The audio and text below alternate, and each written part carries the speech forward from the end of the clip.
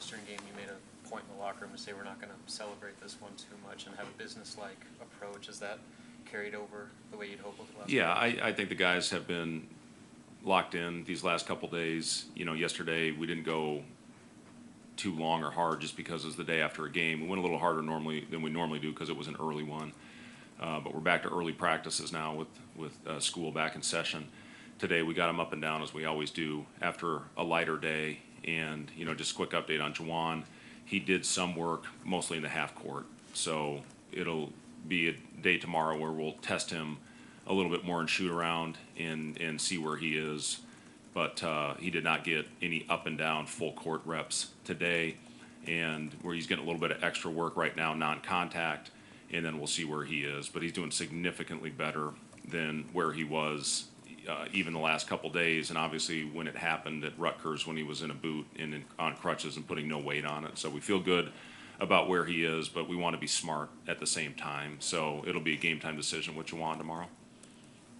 Having had the benefit of looking at the film after the Northwestern game, did you see any common thread to the turnovers or anything you'd attribute those to? We were playing in a crowd way too much, and you know, it was over penetration, one extra dribble, trying to play in small spaces, trying to slip the ball into small gaps. We were just in too much of a hurry when we got into the crowd, and you know, give Northwestern credit, they really ramped it up, but we had a lot of opportunities to make simple plays, and when we did, we got really good looks. When we had ball fakes, we got really good looks, and it's when you face pressure like that, you know, really you should salivate, and you should be able to use that pressure against him if he plays smart. And I just didn't think we played very smart when it came to our turnovers. When we did get a shot up, it was generally a pretty high quality look. I think we shot 55% overall from the field and 7 of 13 from three, and did a really good job of getting it into the paint early and in establishing that. So as the game went on in the second half, you looked at the first 12 minutes, we took really good care of the ball. And then the last 8, that's when we got sloppy, and you know, some were just flat out unforced. You know, Bryce had a one-hand pass on the perimeter that Barnheiser stole and got a layup that cut it to 1. And that was after a couple other possessions where we just, again, dribbled too much into a crowd. So, you know, it's just about keeping your spacing, staying poised, using your ball fakes, and being fundamental. And, you know, obviously we watched every one of those in the film session that next morning, but we're going to have to be better than that. You can't turn it over 18 times and expect to win. Now, we did a much better job in the glass, and we were plus 14 at a double-digit rebound advantage, and that helps make up for the turnovers.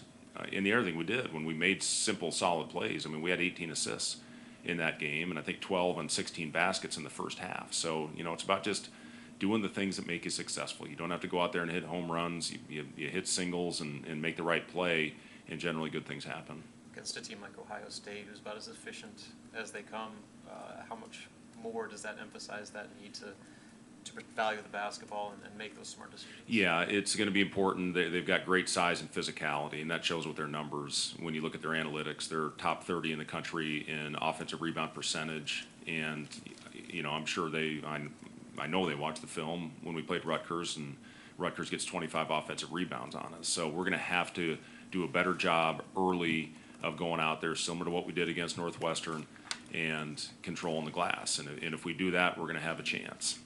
If we give them a lot of extra shots, then it's going to be a hard game to win. But we have to handle their physicality. They do a great job with it. And it's not just their bigs. They got guards that have tremendous size, with Thornton, with Battle, and with Gale in their starting lineup. You know, those guys have great size and physicality, so it's going to be a 5-man effort. We can't just rely on our bigs. Our guards have to do a much better job of getting in there, joining the fight, and having better physicality to compete on the glass. You guys did a good job on Bowie, but with Thornton, what's the key to trying to contain him a bit?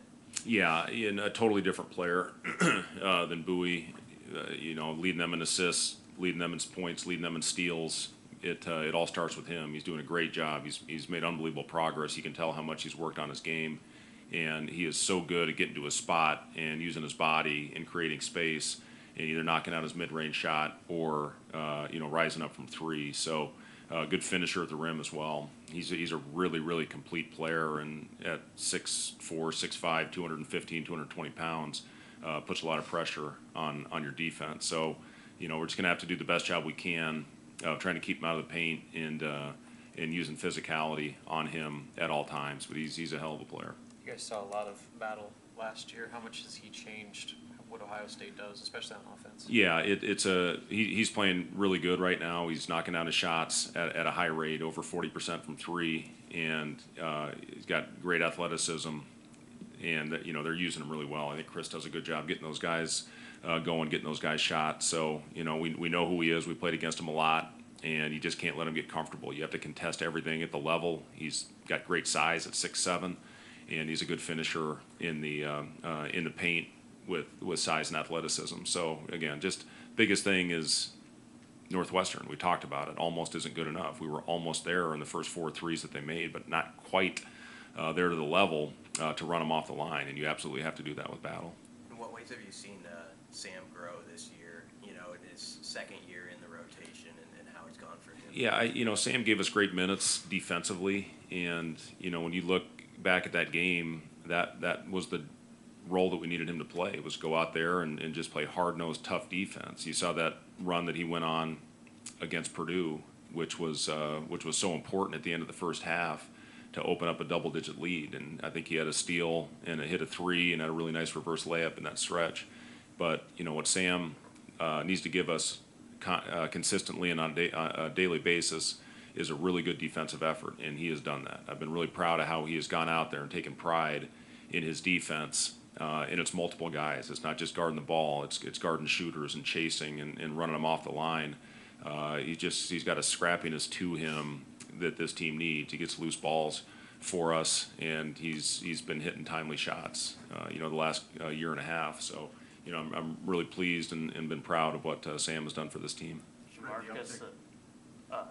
Marcus hit some shots the other day, but how have you seen him just adjust and handle the different things you've asked of him this year compared to last year? I think the last 2 games have been 2 of his better games, even though he didn't didn't shoot it great against Rutgers. I thought he was very decisive in his play, and I thought he had really good pace getting us into our offense, especially those first 30 minutes. And then it was great to see him knock down those shots. Hit both of his threes, hit a couple of nice mid-range shots, got to the rim, and made solid plays for the most part. And that's what we need out of Jamarcus. I thought he was good defensively for us, except that last play when he tried to run through the 3-point line when we were up 6. But his last 2 games are something that he absolutely can build on. They're confidence builders for him, and he's been vocal in practice. I've been really pleased with how he's responded to a tough week before in the Iowa and whatever the other game we played that week was. But he's responded well. Fred, the uptick offensively this year for your group, I think you're at almost 80 points per game. What can you attribute that to? Is it getting to the line, shot selection? What, in your opinion, what is Yeah, the thing I've been pleased with offensively, I think the unselfishness of this group, and that's the frustration for me with the turnovers. When you shoot 55%, you have to have as many opportunities and get a quality shot up every possession. And when we've done that, we've had really good, efficient offense. I think our movement has been really good this year, and we've been getting the ball side to side. The defense has been shifted. We've been playing inside out quite a bit and finding the right guys. When CJ gets it going, our guys have done a nice job finding him. When Casey gets it going, our guys have looked for him. Rink, when he's had his games, our guys have done a really good job finding him. Bryce, same way. So it's just been a really good, unselfish group that's had great balance. And it's not the same guy every night. We've had multiple guys that have the opportunity and the ability to get it going. Juwan's had a few of those games. Josiah leads us in scoring in the last one. And that's a great luxury to have when you have multiple guys out there that can make a play and make a shot. And we've tried to have good versatility with the skill set of the player that we're trying to get into this program. And I've really liked the way that our guys are playing on that end. And most of it's been because they've been unselfish. That's for Coach. Thanks, guys.